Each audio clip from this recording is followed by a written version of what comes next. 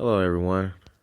I want to talk about a report that I saw last night on Twitter, as you know, the most reliable source out there, on Lonzo Ball.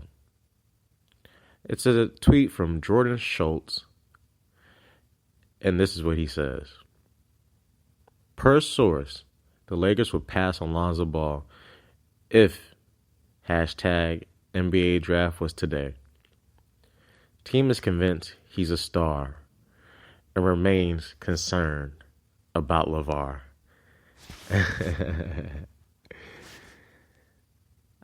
I just wanted to say that this is completely false. Lonzo to the Lakers is a guaranteed lock at this point. I mean, think about it. After the Lakers won the lottery for the second pick, and Magic was up there dancing, what did Magic do immediately after that? He went on a press run. And on that press run, it was basically about Lonzo Ball. He did an interview with Keyshawn and Marcellus, I believe, on ESPN Los Angeles Radio, where he basically called Lonzo Ball Magic Johnson. To paraphrase, the question was like, which NBA prospect in this draft reminds you most of yourself? And Magic was basically blushing as he gave out compliments to Lonzo Ball. See, what we're seeing right now is all these media sources, different analysts, experts, whatever you want to call them, trying to gain buzz and clicks off of Lonzo Ball right now. Lonzo's going to the Lakers. Whether people like that or not, he's going to the Lakers. It's a guaranteed fact. First of all, let's debunk the Lavar Ball fact real quick. Jerry Colangelo came out this week and said drafting Lonzo would be a challenge because of the people around him. Now, let me remind you that Jerry Colangelo is a 77-year-old white guy from Illinois. So it would make sense that LeVar Ball would be seen as a challenge for him. It's all about culture. Let me tell you right now, Magic Johnson looks at LeVar Ball and loves it. He loves it. He loves everything about it. You know why? Because he sees LeVar Ball as a promotionalist. You know, he compared him to Kris Jenner. Magic has no problem with LeVar Ball. Magic sees LeVar Ball as a promoter and as a team that very people watched last season. If they draft Lonzo Ball, the ratings will be through the roof. Imagine that first game. The ratings are going to be through the roof. Heck, even the Summer League. I'm thinking about going to the Summer League just to watch Lonzo Ball. The hype for this kid is unprecedented. It's amazing. So Magic Johnson is not worried about LeVar Ball as Jerry Colangelo or a Danny Ainge is worried about a LeVar Ball. Trust me on that. Magic Johnson is flashy. He loves the attention, and trust me, he loves what LeVar Ball is doing. It takes stress off his job as a promoter for the Lakers. LeVar Ball can now promote the Lakers, so that's not a problem. Now let's look at how Lonzo fits with the Lakers. You moved D'Angelo Russell to the 2, which they did at the end of the season last season. You run up and down. You run, run, run. That's all they want to do is run. Trust me, they have young kids. D'Angelo Russell is not a great defender. Julius Randle is not a great defender. I don't even know who the best defender is. It might be Luol Deng, who's going to be coming off the bench next season as they try to trade him. So defense, the Lakers are not going to be a great defensive team. They're going to have to play like the 2006 Phoenix Suns and just try to flat out outscore people. And the best option for that is obviously Lonzo.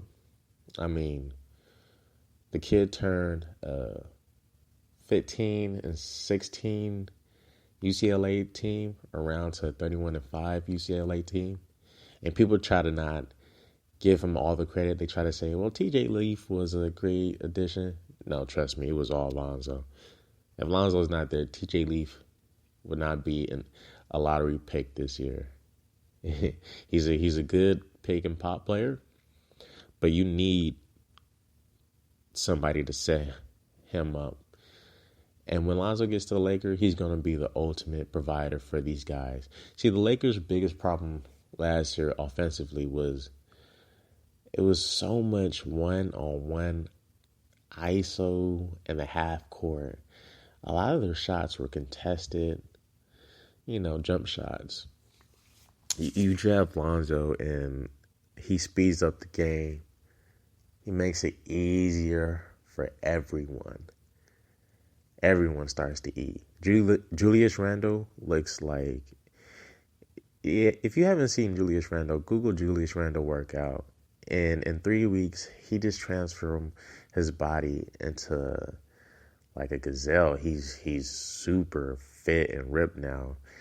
And when they draft Lonzo, because they will draft Lonzo, and they start running these fast breaks, and Lonzo has Randle on the right, Larry Nance running down the middle, and D'Angelo Russell on his left, spotting up for the three, the Lakers are undoubtedly going to be one of the best offensive teams in the league next year, without a doubt.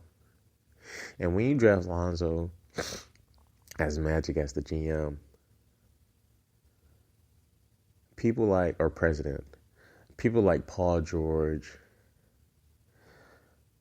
Gordon Hayward, they're very more likely to come to the Lakers. People want to play with a passer. People want to get up and down. People don't want to play half court. They want to get as many layups, uncontested layups, and pad those stats as they possibly can. And Lonzo's the best fit for them. They're not going to draft De'Aaron Fox. He can't shoot the three. And in a league that is required for your point guard to be a great shooter, he's just not going to be able to fit in. I'll be surprised if De'Aaron Fox gets drafted before the 5th pick. I don't see Philly drafting him. I don't see the Suns drafting him. People want shooters. And Lonzo is the best shooting point guard in this draft, easily. So, yeah, that's my take on everything. All the Lonzo Ball fans that have been reading reports on why Lonzo's not going to get drafted or he has to wow them to get drafted. Trust me, they're going to draft him. The only way I don't see the Lakers drafting Lonzo Ball is if they trade the pick for, a star, which I don't believe they're going to do. They're not going to trade the 2nd pick for Paul George because Paul George is just going to come to the Lakers in 2018 when he's a free agent. So you keep that young nucleus and you add the addition of Paul George. And you have a very great, dynamic offensive team that is going to be broadcasted on Christmas Day. They're going to play on all the holidays, the big, NBA Sports Day. the Lakers are going to be back to primetime television with Lonzo and the new addition of next year, starting next season, of Paul George. Easily. So for all the Laker fans who are confused and wondering if the Lakers should draft Josh Jackson, who I do like, by the way. He is stellar, super athletic, great defender, and just like a tenacious athlete. But he's not going to bring in the ratings like Lonzo brings in. He's not going to bring in the fill in the seats like Lonzo is going to fill in. Lonzo to the Lakers is, it almost seems predestined. And you don't draft a guy like Josh Jackson for defense. Who's he gonna stop? A 20-year-old kid? Were you gonna put him out against LeBron? He's gonna stop LeBron? I don't think so. Who's he gonna stop? He's gonna stop Westbrook? I don't think so. Nobody in this draft is going to be able to stop the elite scorers in this league. So use the top lottery picks for the best offensive players. It's always been like that. The best offensive players go top 10. You don't use the top 10 draft pick for defense purposes. That's for the later rounds. Use the 28th pick for a defensive player or trade for a defensive player. Most of the players on the Lakers are young kids.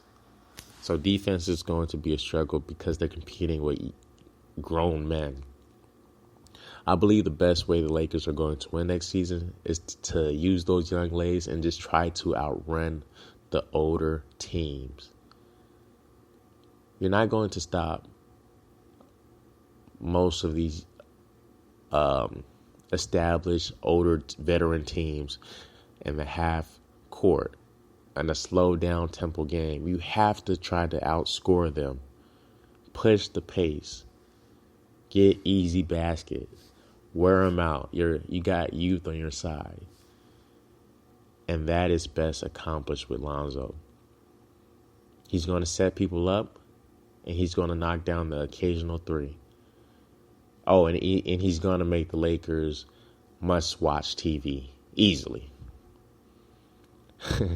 So that's my thought on this whole situation. I can't wait for the draft just to see where everybody plays up. The draft really starts at pick number 3. It's interesting to see what Philly's going to do with that third pick. But number 1, Markelle is going to the Celtics unless they trade that pick. And whoever they trade the pick to, they're going to draft Markelle. Lakers are going to get Lonzo, of course.